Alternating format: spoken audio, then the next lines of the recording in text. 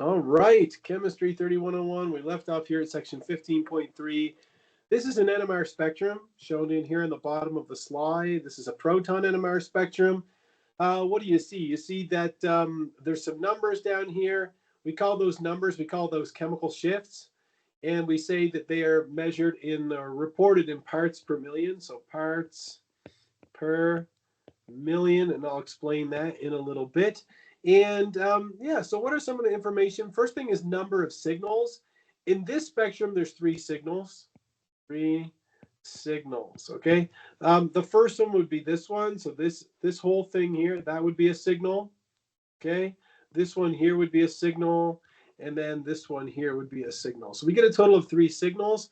Then the location is the chemical shift. I showed you that the chemical shift was reported in parts per million.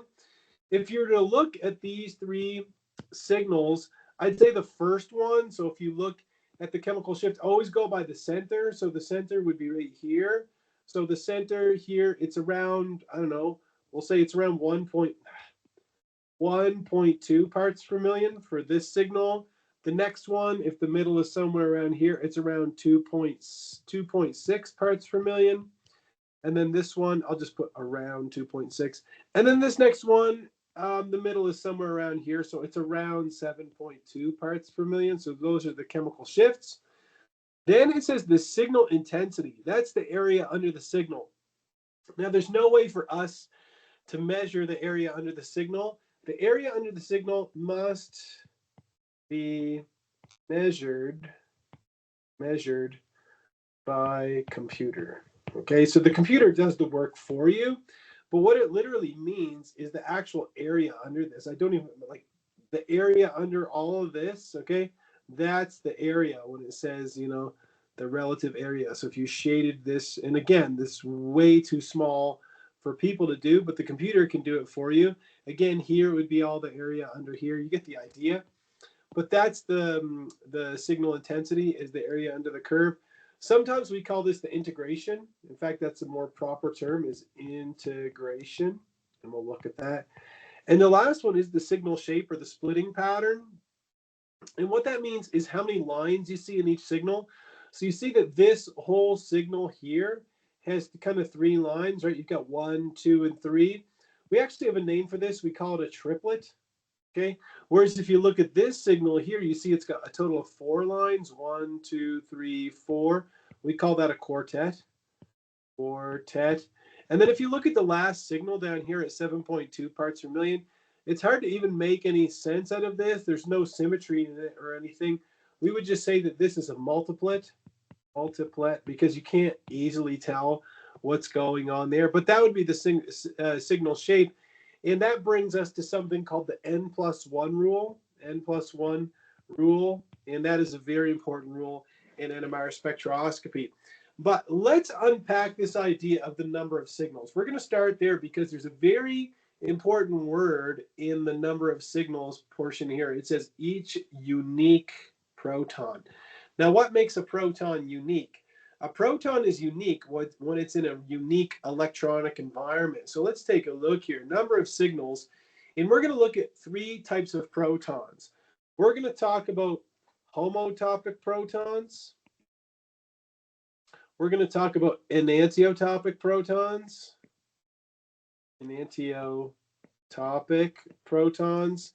And we're also going to talk about diastereotopic protons. Diastereotopic protons. The reason I put diastereotopic in a different color is because if your protons are homotopic or enantiotopic, they're going to have the same chemical shift. Okay, so I'll put here same chemical shift. Whereas if your protons are diastereotopic, they are not going to have the same chemical shift. So put here different chemical shift. Okay, in parts per million. So the number of signals in a proton NMR spectrum indicates the number of different kinds of protons, not the different number of protons or the total number of protons. It's the different kinds of protons. And so if protons are identical, we say that they're chemically equivalent. If they're identical, we say they're chemically equivalent. And there's 2 types of chemical equivalency. The protons can either be homotopic or enantiotopic, but either way, they're chemically equivalent. So let's start with homotopic, and then we'll move on to enantiotopic. Now, if protons are homotopic, we know that they're homotopic because the molecule has an axis of rotational symmetry. Remember that, rotational symmetry. What is rotation, right? It's flipping it around. Well, that allows one proton to be rotated onto another. Look, let me show you. All of the protons in these molecules that are highlighted in red, they're all homotopic. You can see with this molecule here, if you were to rotate this molecule 180 degrees, you would not be able to tell it apart from where we started, okay? You would not be able to differentiate between the two protons in red. The same thing with this one here. If you were to rotate this 180 degrees, you would not be able to differentiate between the two protons in red. And the same thing here with cyclopropane.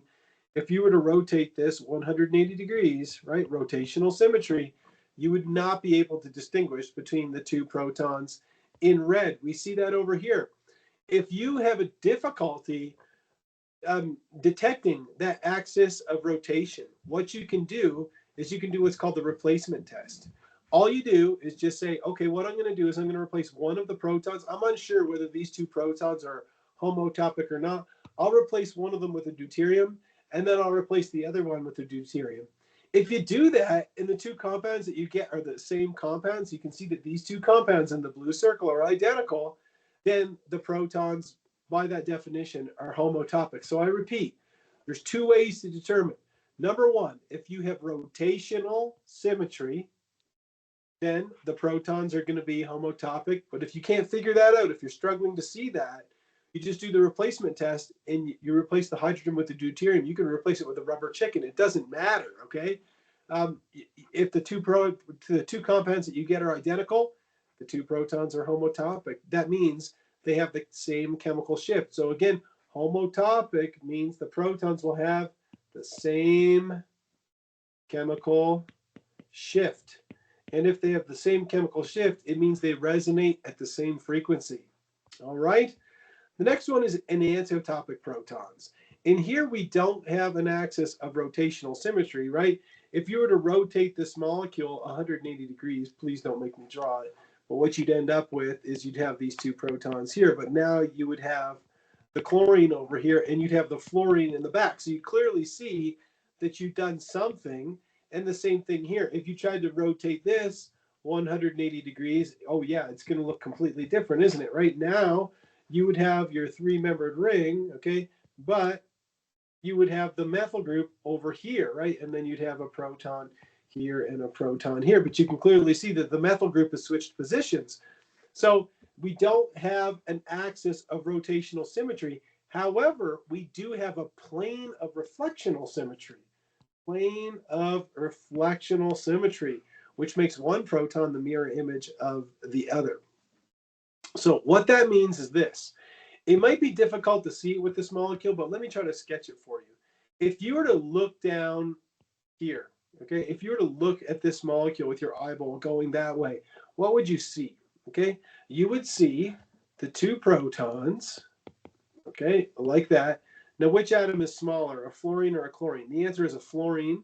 So you would have the fluorine, I'll put fluorine like this, and then you would have the chlorine behind it. Okay, I'll use red for the chlorine. Okay, so you'd have the chlorine behind it, Cl. So you can see that there is reflectional symmetry here, right? You see on the two sides, if I just shade in this red circle and I shade in this blue circle, right, you see that there is a plane of symmetry. Give me a thumbs up if you see that plane of reflectional symmetry, if you follow me on the idea, right? It's like you turn it on its side. And it's the same thing here. If you were to look at this molecule going in this direction, you'd see that the two red protons are on either side, and this is planar, and so you wouldn't be able to differentiate between the two. We don't have rotational symmetry, but we do have reflectional symmetry. So what's a test you can do if you struggle to see the plane of reflection? What you can do is the replacement test.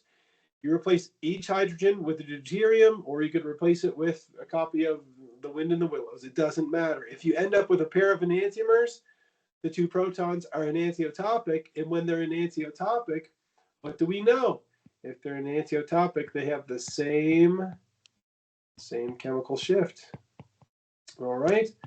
So, homotopic and enantiotopic protons, they have the same chemical shift. If you do the replacement test and you end up with two compounds that are identical, the protons are homotopic. If you do the replacement test and you end up with a pair of enantiomers, they are enantiotopic, but either way, they have the same chemical shift. Well, there's one more I told you we were going to look at, which is diastereotopic protons. So here's the decision tree you can use. If you have an axis of rotational symmetry, yes, then the protons are homotopic. If it's a big no, well, then you look for a plane, right? So if you have a mirror plane that you can look down with your eyeball and you can slice it down the middle and there's reflectional symmetry, then the protons are enantiotopic. But if they don't satisfy either of those, then they're not chemically equivalent. And this is where we get into what are called diastereotopic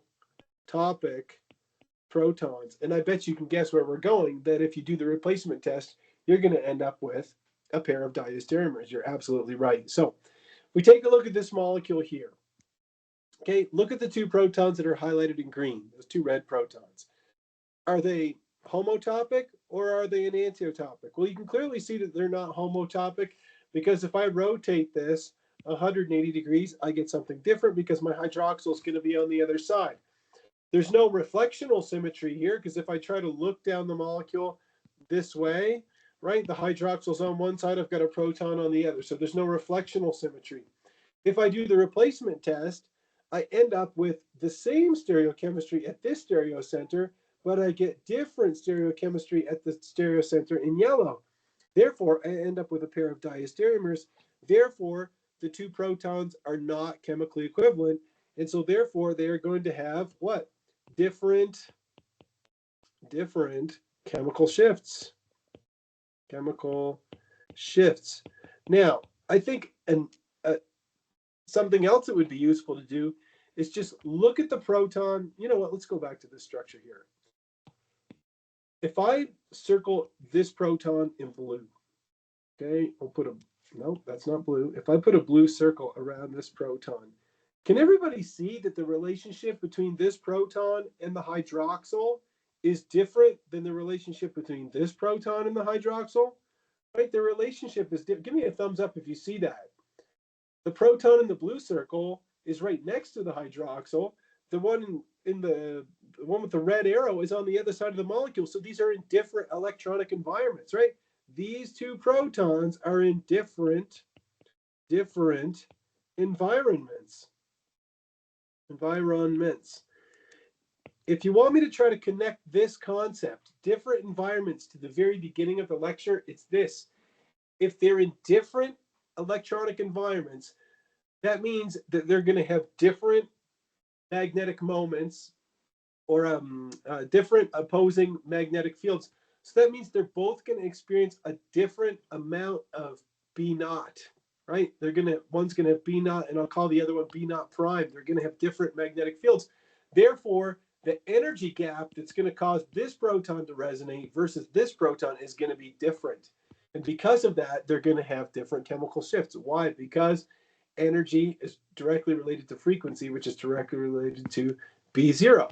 So they're both going to feel a little bit different amount of the externally applied magnetic field because they have different amounts of electrons surrounding them. Hopefully that makes some sense, but it will become more abundantly clear when we get into more detail on chemical shift. So if you take a look at this compound here, this is R2-butanol. So this is R2-butanol. You guys know how to do R and S, right? 1, 2, 3. It's going in this direction. There we go. So R2-butanol.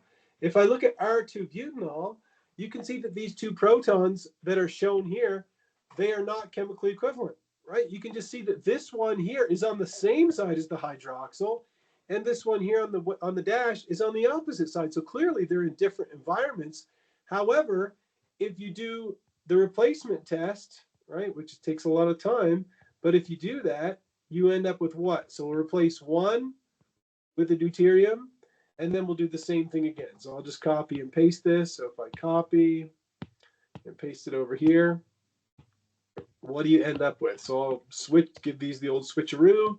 So now I have the hydrogen here and I have a deuterium here. You can see the relationship between these. These are diastereomers. So therefore, those two protons are not chemically equivalent. They can't be interchanged by rotational symmetry, and they can't be interchanged by reflectional symmetry. So even in your textbook, he even says you don't have to drive yourself crazy by looking for every rotational symmetry, every reflectional symmetry. He literally says you don't have to drive yourself crazy doing that. There are some shortcuts we can use. All right, who's ready for some shortcuts? Okay, here are the shortcuts. If you have two protons in a methylene, a CH2 group, and there's no chiral centers in the molecule, they're equivalent. Okay, they're chemically equivalent. They're gonna resonate at the same frequency, therefore they're gonna have the same chemical shift. If you have two protons in a methylene and there's any chiral center in the molecule, they're not chemically equivalent. They're diastereotopic. End of story. So an example of the first rule is this one shown here. Okay, there's two protons of a CH2. Remember, a CH2, the CH2 group is called a methylene. It's got a name. Okay, the two protons in a methylene, there's no chiral centers in here, so therefore they're chemically equivalent. If you look at the second one, right, the second one, we have two protons in a methylene, but there's a chiral center in the molecule, therefore they're not chemically equivalent, they're diastereotopic. Okay, so that's the first shortcut. The next one is if you have three protons in a methyl group, so if you have a CH3, any CH3 group, any methyl group, the three protons are always going to be chemically equivalent. Okay, why would that be? Well, you have a carbon attached to 1, 2, 3 protons, and there's a single bond on the carbon, so therefore it has free rotation, so you can't distinguish between those three protons. And the last one, it says multiple protons are equivalent if they can be interchanged either through rotation or a mirror plane. So you can see that these four protons that are highlighted, they are chemically equivalent because they're exchangeable by rotational symmetry and reflectional symmetry. So therefore, they're all going to have the same chemical shift. Now, what about a molecule like cyclohexane? You guys remember talking about the chair flip, right? Going from one chair to the other. So in cyclohexane, we have two types of protons. Technically, we have 6 protons that are axial, 6 protons that are equatorial. And it turns out that the axial and equatorial protons actually are in different electronic environments. And so the question would be, do you see two signals in the NMR of cyclohexane, one for the axial protons and one for the equatorial protons? No, you don't. It turns out that in this case, you only see one signal in the NMR. Now, why would that be? It's because the two chairs are flipping back and forth so quickly. So this is very rapid. So it's so fast that you can't distinguish between the two. Okay, the NMR is like a camera, and the shutter speed is too slow, so you can't distinguish. It just blurs them. So you get one signal. In order to see the axial and equatorial protons, to distinguish between them, you have to cool cyclohexane down to negative 100 degrees Celsius. So it has to be very, very cold before it goes really slow. But at room temperature, room temp, okay, they interconvert rapidly. Now, I've had students who asked me one time, they said, well, room temperature, it's not at room temperature. You told me it was at 4 Kelvin. No. I said the magnet is at 4 Kelvin. The sample isn't cool. The sample isn't room temperature. It's the magnet that's at a low temperature, okay? The sample is not cooled down to 4 Kelvin. The sample is just at room temperature. It's the magnet that gets cooled to a really low temperature. All right. So now let's try a practice problem. It took us a little bit of time to get here, but now it's asking us for each of the following compounds, determine whether the compounds are homotopic, enantiotopic, or diastereotopic. So there's a number of ways we could do this. We could do the replacement test. We can look for, if they're homotopic, we can look for rotational symmetry. If they're enantiotopic, we can look for reflectional symmetry. And if they're diastereotopic, well, we don't have either of those. So for A, the two protons in red, could anybody tell me if they're homotopic, enantiotopic, or diastereotopic? Could anybody tell me that? Just give it your best try. We're learning the subject. So yeah, they're homotopic, aren't they? They're identical. Now, sometimes students will say, well, hold on, there's no rotational symmetry because if I rotate this, then I end up with this, okay, and then I can't even do it. Mr. Dion's not good at writing backwards. There you go. Well, that's not a thing, okay? There's free rotation around the sigma bond, right? There's free rotation around the sigma bond. And so you could even think of the molecule as being like this. Oh, you know what? I'll move it down. What if we do it like this? If we have our aromatic ring, okay, remember you can draw it like this. Here are the two protons in red. And then what if I draw it like this? My bond to my carb or my oxygen like this, and then I put carbon 1, 2, 3. That way, hopefully, you can clearly see that there is rotational symmetry here. You can rotate this no problem. And so these two protons are, in fact, thanks, Lauren, they are homotopic. Homotopic. Isn't that a store at the mall? No, that's Hot Topic. Anyhow, I was close there. But if you're like, well, I don't want to do that. I want to do the replacement test. Do it. You can do that. Okay. If we do the replacement test, you would end up with, let's replace one with the deuterium. And then if you do the replacement test, you would just take this, copy and paste it. And you would move the deuterium over here and put the hydrogen on the other side. And these two compounds are identical. Identical. They're the exact same compound. There we go. All right. What about the next one? These two protons here, would these be homotopic, enantiotopic, or diastereotopic? Anybody?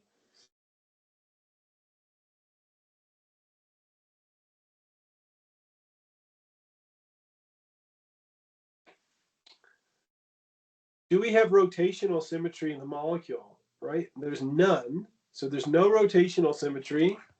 So we could write down here, we could say no rotational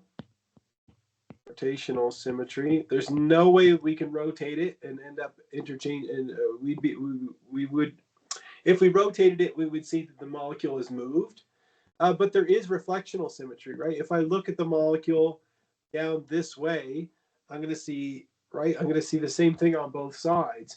And so we do have reflectional symmetry. Reflectional symmetry. And therefore, the protons must be enantiotopic. Enantiotopic. You could also do the replacement test, which I don't feel like doing, but if we do it, you end up with something that looks like this, and this, and there's the chlorine. So if I leave one hydrogen and one deuterium, and then I just copy and paste that, and I switch the deuterium and the hydrogen, I end up with an enantiomer. So we do that, we have the hydrogen here, deuterium here, we see that we end up with a pair of enantiomers, and so therefore they are enantiotopic. What about the last two? Could anybody tell me about the last two? Meaning these two protons here, would those be homotopic, enantiotopic, or diastereotopic? It's a CH2 group, right? It's a methylene, CH2. Yeah, thanks, Jenny. They're diastereotopic. How did she know that so quickly? Well, first of all, they're the two protons of a CH2, but there's a chiral center. Chiral center. Therefore, based off of the shortcut, we can say that these are diastereotopic. Diastereotopic. You can do the replacement test if you want to, and you would see that you end up with a pair of diastereomers. Another way to do it is you could say, well, this proton here on the bottom, this one is on the same side of the molecule as the hydroxyl, but the other proton is on the opposite side as the hydroxyl. So clearly they're not in the same electronic environment. Therefore, they would be diastereotopic. Either way works. All right, let's try the next one and see if we can determine how many signals we would see in the proton NMR for each one of these compounds. So this first one's kind of an interesting compound. So this compound is called it's called 2,5-diethyl-anisole. So 2,5-diethyl-anisole. You don't have to know how to name the compound, but either way. In 2,5-diethyl-anisole, is there any, let me ask you guys this first. Is there any rotational symmetry? Is there any rotational symmetry in this molecule? Like if I drew an axis down here and I rotated it 180 degrees, would I get the same thing? The answer is no. right? Because then you'd have a methyl group here and a methyl group here, so you'd have a different molecule. So there's no rotational symmetry with this compound, so none. And is there reflectional symmetry? Well, there is reflectional symmetry, but you can see that the two ethyl groups are not interchangeable. So if I redraw the compound down here, so if I redraw the compound so that we have lots of room to work with, okay? We have CH2, we have CH3. Down here we have CH2, and we have CH3, and then here we have O, and then we'll put here CH3. Okay, let's start with the methyl group attached to the oxygen. It is in a unique environment. Remember, the 3 protons of a methyl are always chemically equivalent. So there's one signal right there. Let me ask you about the other 2 methyl groups. If I highlight this methyl group in yellow and this one in red, are those 2 methyl groups chemically equivalent? Yes or no? Are those 2 methyl groups chemically equivalent? Are they in the same environment? No, absolutely not, right, Jenny? The one in yellow is really close to the methoxy, whereas the one in red is far away from the methoxy. So those are clearly different. So that means that the 2 methylenes, this CH2, and I'll just use a different color here. Let's use this color, okay? This CH2, those are in different environments as well. Now there are other protons, right? I have a proton here, I have a proton here, and I have a proton down here. Are any of those protons in the same environment? No. This one is in between an ethyl and a methoxy group. This one is in between an ethyl and a proton. And this one is between an ethyl and a proton, yes, but it's not the same kind of ethyl group. So that means that everything here is in a different electronic environment. So we have a total of what? 1, 2, 3, 4, 5, 6, 7, 8. We have 8 signals for this compound. 8 signals for that compound. So everything is unique in this. I don't know if there's a way to shrink what I did here. No, I guess not. Let's see. No, well, I'm kind of running out of space here, so I'll just delete it. But there you go. So we have 8 signals for this compound. So everything is unique in here. Now, if I draw B, it looks like this.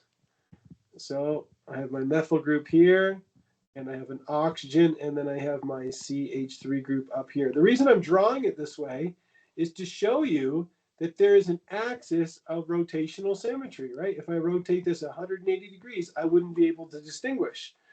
So I have one signal for all of these 3 methyl protons, and I have another signal for these 3 methyl protons, right? So I have these ones, and then I have these ones. Now, what about the protons on the ring? If I put this proton in here and this proton in here, the proton that I have labeled in black, is there another proton that is identical to it or is in the same environment? Is there one? Yes or no? Yes, absolutely. Right, Jenny? It's going to be this one here. Oops, let's use the same color, Mr. Dion. There we go. You can see that these 2 are in the same environment and these 2 are in the same environment. So I have a total of, look, I'll highlight these in yellow and I'll highlight these ones in green. So I have a total of what? 4 signals for this compound. 4 signals. And the last one, you see that there's 2 axes of symmetry here, right? So this is called paraxylene. The name is neither here nor there, but we have a methyl group here and a methyl group here. We have an axis of symmetry going this way, and we have one going this way. Could anybody tell me how many signals you would get for that compound? Does anybody have a guess or a hypothesis based off of what we learned? Exactly, there's going to be 2, right? The 2 methyl groups are chemically equivalent. And then all of the protons on here, those are chemically equivalent, all 4 of them. There's no differentiation between those. So I'll use blue 1. There we go. So for this guy, we only get a total of 2 signals. 2 signals. So now what you've got to be able to do is look at an organic compound and say, okay, well, I have a spectrum here that's got 3 signals, but this compound should give me 4, therefore these don't align. Or this compound should give me 2 signals. This spectrum has 2 signals, so you kind of connect the dots that way. All right. So you remember that the chemical shift was reported in parts per million. Okay. So if we go back to our first, spectrum that I looked at with you, where was it all the way back? Come on, Mr. Dion. Oh man, we covered a lot of stuff. Okay. It was down here, right? You had 1.2, you had 1.2 parts per million, 2.6, whatever, 7.2 parts per million. So those numbers in parts per million, that's the chemical shift. So now we're going to talk a little bit more about chemical shift. So let me find it here. And those chemical shifts, like I said, are reported in parts per million. Well, the interesting thing about this is that depending on where you are, people all around this planet, this wonderful planet we call Earth, they all use different spectrometers, right? Let's say you're at one university. Imagine you're at Wayne State University, okay, or something in Michigan, and they have a 400 megahertz spectrometer. And then at UCCS, we have a 300 megahertz spectrometer. Let's imagine, there's somebody who doesn't have a lot of money for research. I don't know. So, some company, and they're using an old 60 megahertz. And then let's say, Bill Gates is doing some research at home, or I don't know, another company, we'll call it Company B. Okay.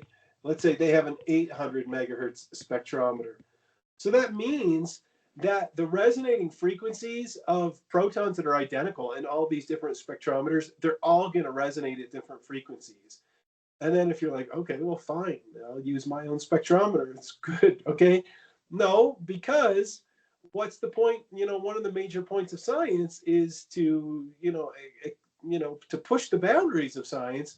And we can't, it's really difficult to do that by yourself. Okay. You're going to need, like Paul McCartney said, you're going to need a little help from your friends. And so people from all around this planet, we all collaborate together. This is why people publish their scientific results. It's because somebody else is going to read it and say, oh, well, I can leverage this information.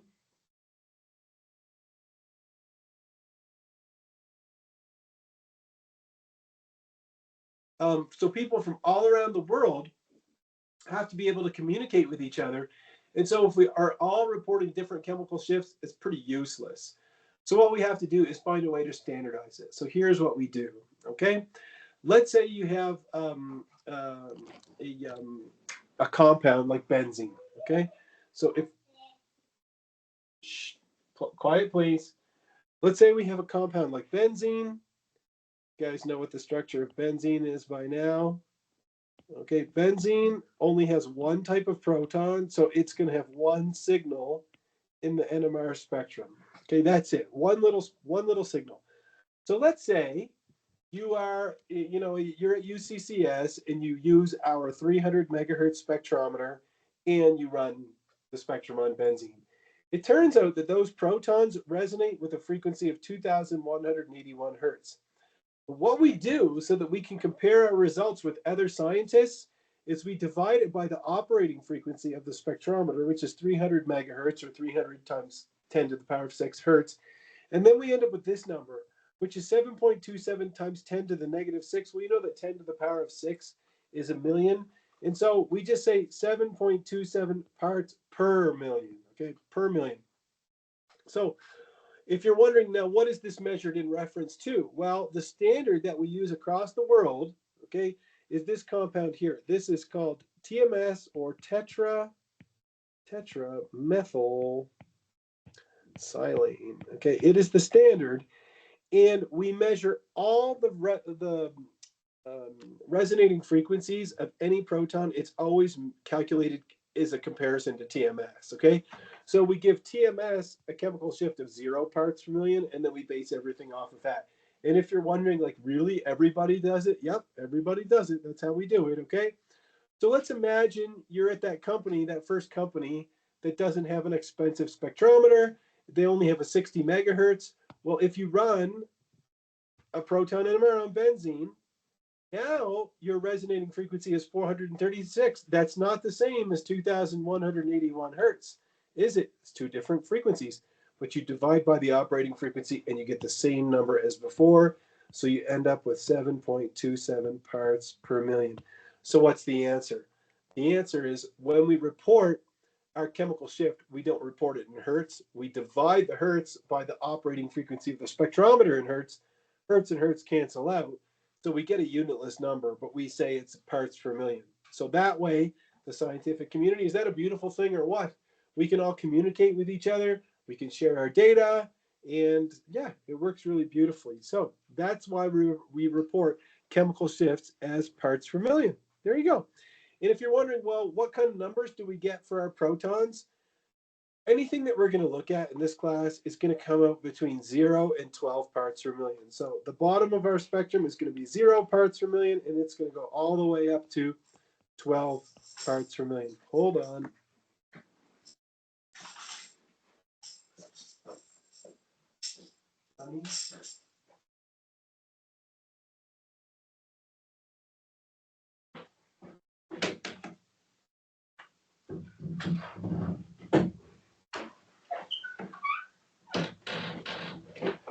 All right, so most of our proton signals are going to come out between 0 and 12 parts per million. Well, I'm not going to go into the history of NMR, but the old NMR spectrometers, you know how I taught you at the beginning of this chapter, I said we have a strong magnet and then we pulse it with all frequencies of electromagnetic radiation. Well, the old spectrometers were the opposite. What it did is it held the frequency of electromagnetic radiation constant, and then they changed the magnetic field. Those are called continuous wave spectrometers. Honestly, you guys, the last time I saw one was like almost 30 years ago when I was an undergraduate. They had one. They didn't care about it, so they let us use it. Okay. They're like, we don't even care if the students break it. It was so old. But that kind of spectrometer, which is called a CW, a continuous wave spectrometer, the vernacular from those days, and I'm talking about the early 70s to probably the early 80s, is stuck around. And so the protons that had the highest chemical shifts, those were at the low field strength, and the ones that had the lower chemical shifts, those were at the higher field strengths. And so the words downfield and upfield have just stuck around. I will never, ever quiz you on this. All you need to know is that downfield is going to have a high chemical shift, and if it's upfield, it's going to have a low chemical shift. That's it. Okay, it's historical. Don't worry about the reasons why, because we don't even use those anymore. Okay, now we use, we do the Fourier transform NMR spectroscopy. And so what's something that you're going to be interested in is this, is the protons that are shielded, okay, the ones that have the most electron density around them, are going to require a stronger magnetic field to excite them, and so they're going to be so they're going to come at a lower chemical shift, whereas the ones that are deshielded are going to resonate at a higher frequency. So I guess the easiest way to remember is protons that are upfield have a low chemical shift. Protons that are downfield have a high chemical shift. If your protons are shielded, they're going to have a low chemical shift. And if they're deshielded, meaning they have less electron density around them, they're going to have, or they're going to be downfield or have a higher chemical shift. Okay. So I think that better way to think about it in modern times in 2024 is your higher energy protons are going to have a higher chemical shift, and your lower energy protons are going to have a lower chemical shift. And if you're wondering, like, what do you mean by high energy protons and lower energy protons? I'm not talking about the protons that have a different energy. I'm saying that we have a bigger energy gap between these protons and a lower energy gap between the alpha and beta spin states of these protons. That's all it means by lower energy gap or lower energy and higher energy. All right. So now let's get into the nitty gritty of where the chemical shifts come out. Okay. Now, again, in your quiz, you're allowed to bring in the handout that gives you some chemical shifts. But the more you understand where they come from and the more that you know, the easier NMR gets. So let's start with alkanes and kind of work our way up from there. You guys remember alkanes, right? Alkanes, they're driving me insane. Alkanes have a general formula of CnH2n plus 2, unless it's a cycloalkane, in which case it's CnH2n. But anyhow, alkane protons, they generally speaking have a low chemical shift, around 1 to 2 parts per million. Why? Because they have a lot of electron density around them. They're not de-shielded. So how do you cause, if you're wondering, okay, you keep saying shielded and de-shielded, how do you make a proton de-shielded? What you do is you start to pull electron density away from the nuclei. Well, how do you do that? You use electronegative atoms, all right? Electronegative atoms are the ones that are going to cause de-shielding. So if we start out with methane, the simplest organic molecule on the planet Earth, all four of those protons are chemically equivalent. They have a chemical shift of 1 part per million.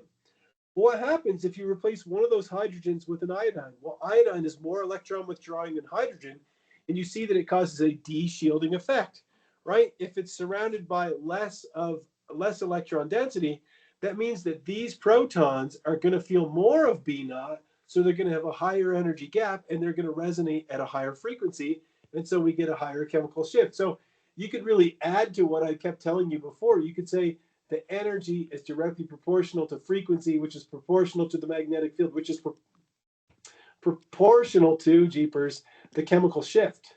Chemical shift. So the higher the energy gap, the higher the chemical shift, okay? If you keep adding electron withdrawing elements, what happens is it causes the chemical shift to increase until you get to a fluorine, which is the most electronegative element in the entire periodic table. And that causes a very pronounced de-shielding effect. And so the chemical shift goes higher and higher and higher. So what's our conclusion is, as you go from a mildly electron withdrawing element to one that is very strongly electron withdrawing, what do you notice? The chemical shift goes up and up and up and up, right? That's the trend that we see here. So if you're wondering, well, is the effect additive? The answer is absolutely, right? If you have just one chlorine on your methane to make chloromethane, you see the chemical shift is 3.1. But as you make dichloromethane or trichloromethane, which is, and again, it's not trichloromethane, it's chloroform. But as you add chlorines, it exacerbates the effect, right? It gets heightened more and more and more. And so the chemical shift keeps increasing. Now, you notice that all of these halogens are alpha halogens. They're attached to the carbon that has the hydrogens on it. If you're wondering what's the effect of beta, what's the effect on beta protons? Well, if you have your electron withdrawing group like a chlorine and it's next to your alpha protons, it's going to have the most pronounced effect. But if you look at the beta protons, it's got about 1/5 of the effect. 1/5, just put 1/5 the effect. Whereas the gamma protons, it doesn't have any de-shielding effect on those, okay? So what are the baselines that we would use for a methyl, a methylene, and a methine? Remember, a methyl is a CH3 group, a methylene is a CH2 group, and a methine is a CH, right? Okay, so we've got these three scenarios. Well, the baseline for a methyl, the lowest chemical shift a methyl is going to have is around 0.9. A methylene, the lowest chemical shift it'll have is about 1.2. And for a methine, the lowest chemical shift it's going to have is about 1.7, in that neighborhood. And so what we're going to do is we're going to use table 15.1 to adjust the chemical shift. So when it says adjust the ppm, you're adjusting the chemical shift depending on the proximity to certain functional groups. Now, this is not by any means an exhaustive list of functional groups, but it's a great place to start. So could anybody tell me what's the most electronegative element in the whole periodic table? And it's not a trick. I'm not trying to fool you or something, right? Thanks, Lauren. It's fluorine, right? Right, fluorine. Okay, so fluorine is the most electronegative. Does anybody know what the second most electronegative element in the periodic table is? Second place. Which element takes second place? It's oxygen, right? Thanks, Rubio. Oxygen is 3.5. So oxygen is a very electronegative element, very electronegative, okay? So that means that if oxygen is electronegative, it's going to pull electron density towards itself, and it's going to cause a de-shielding effect. So what does that mean? We said that if you have a CH2 group, right? This is a CH2 group right here. We said the baseline for a CH2 group, the lowest chemical shift they could have was 1.2 parts per million. But if they're alpha to the oxygen of an alcohol or an ether, okay, if they're alpha to the oxygen or an alcohol, what happens is that the oxygen causes a deshielding effect by 2.5 parts per million. So what you would do is you would take the baseline 1.2 and you'd add 2.5 and you get an estimate, which is 3.7 parts per million. Turns out that these two protons here actually have a chemical shift of 3.7 parts per million. Now these three protons, which are not highlighted, but these three protons of the methyl, okay, the baseline for a methyl was 0.9 parts per million, and these are attached to the beta carbon. I said the beta carbon would have 1/5 of the effect. So remember, this is alpha protons. So for beta, what's 1/5 of 2.5? It's 0.5. So that means we would take 0.9 and we would add 0.5 parts per million, and we would get an estimate of 1.4 parts per million. Again, it's just an estimate, but this is how we estimate chemical shifts. The next one, if we have a methylene, but it's alpha to the oxygen of an ester, okay? So you have to be able to recognize an ester. An ester has an even more pronounced electron withdrawing effect, okay? You add 3 parts per million, so you would take 1.2, add 3, and you would get an estimate, which is 4.2. Now, if you run an NMR spectrum on this compound, this is ethyl acetate, the actual chemical shift of those protons is 4.1, but that's a very good approximation. If you look at the 3 protons here of the methyl group, their baseline was 0.9 parts per million, but if you had to add 1/5 of 3, what's 1/5 of 3? It's 0.6. So you would add 0.6 and you would end up with 1.5 parts per million. Again, it's just an estimate, okay? Just an estimate. There's one more. If you have a methylene that's alpha to a carbonyl, okay, and this is a carbonyl of a ketone that's shown here, but it could be a carbonyl of an aldehyde, ester, et cetera, the baseline is 1.2. But the electron withdrawing effect of a carbonyl causes an increase of chemical shift by 1 part per million. So if you take 1.2 and you add 1, you get 2.2. The actual chemical shift of these two protons is 2.4. So is it a good approximation? Yes, it's very good, okay? Whereas if you were calculating the chemical shift of the methyl protons, CH3, what would you do? You'd start with a baseline, which is 0.9, and then you would add 1/5 of 1. What's 1/5 of 1? It's 0.2. So you would add 0.2 and you end up with 1.1 parts per million. And again, it's just an estimate, okay? So table 15.1, I recommend memorizing. I would borderline say you have to memorize table 15.1, okay? So memorize. And, once you've used it enough, you'll just know it, okay? There's only really 3 numbers in there. But yeah, there we go. So that's how we calculate a chemical shift or estimate a chemical shift.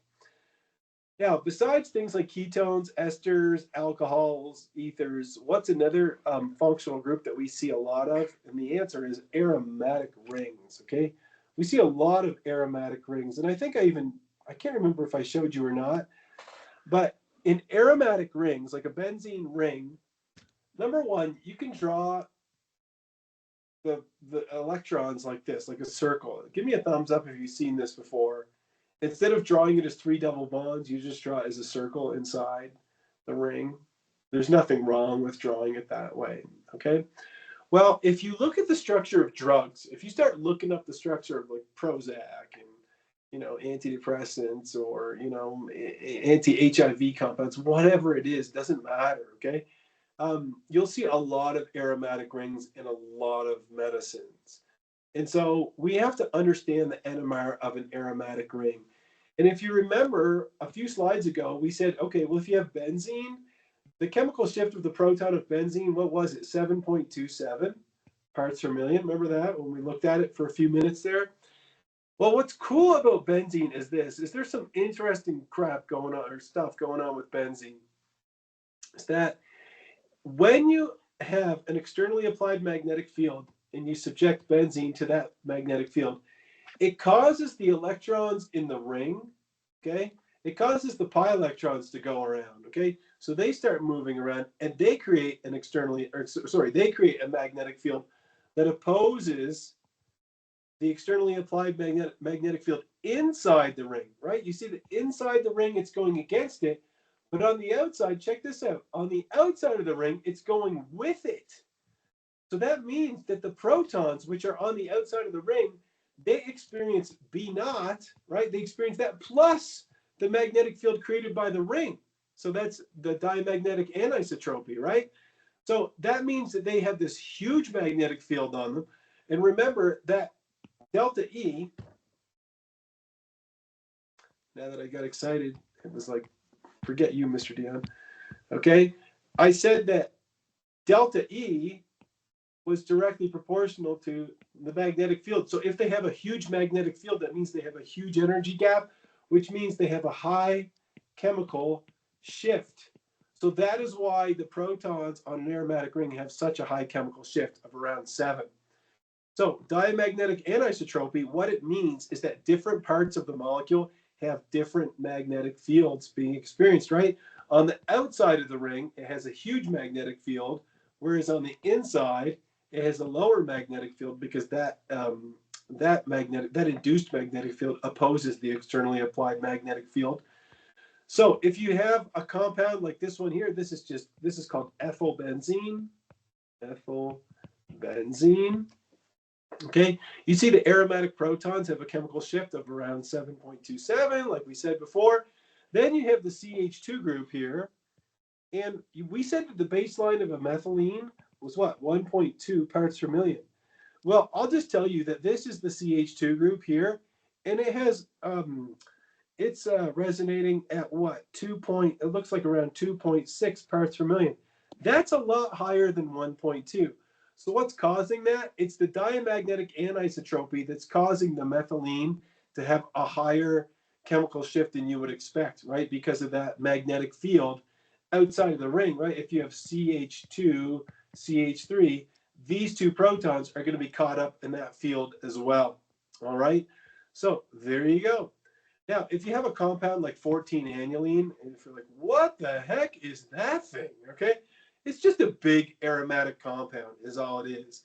And I think it only makes an appearance in this chapter, in chapter 17.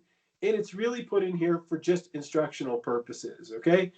What it's getting at is this, is that when you subject this compound, 14-annuline, this giant compound, to an externally applied magnetic field, the pi electrons in the ring, they start to move around. They create a magnetic field, okay? The field inside is going to oppose the externally applied magnetic field, but the field on the outside is going to go along with B0. So what does that mean? There's two types of protons here, aren't there? There's protons that are inside the ring. These ones here, they are going to have a really low chemical shift, okay? So they're going to have a chemical shift of -1, okay? It goes below 0 parts per million. And then the protons on the outside of the ring, they're going to have an even higher chemical shift. So the bottom line is that some molecules are going to have protons that are going to resonate at a much higher frequency. Why? Because of diamagnetic anisotropy. All right. So let's take a look at this table here.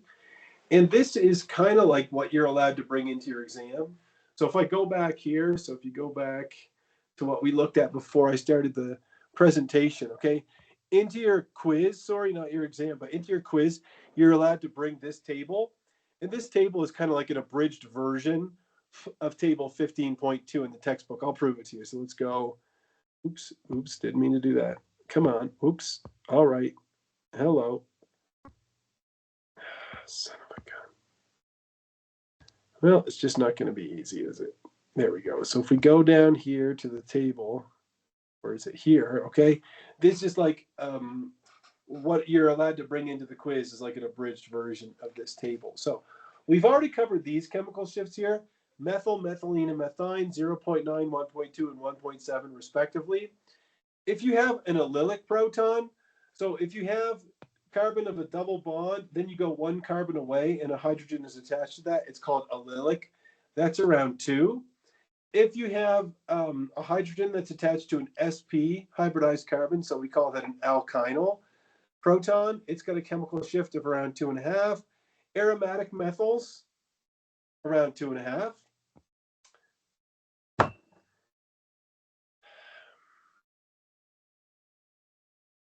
If you have an alkyl halide, those can have a huge range from 2 all the way to 4 parts per million. Alcohols also have huge ranges, so these ones can be kind of tricky sometimes. Vinylic protons have a really high chemical shift from 4.5 to 6.5. If you're wondering what vinylic is, again, those are the protons attached directly to the carbon of a double bond. Aryl, I went over diamagnetic anisotropy and explained why they have such a high chemical shift. So it's anywhere between 6.5 to 8.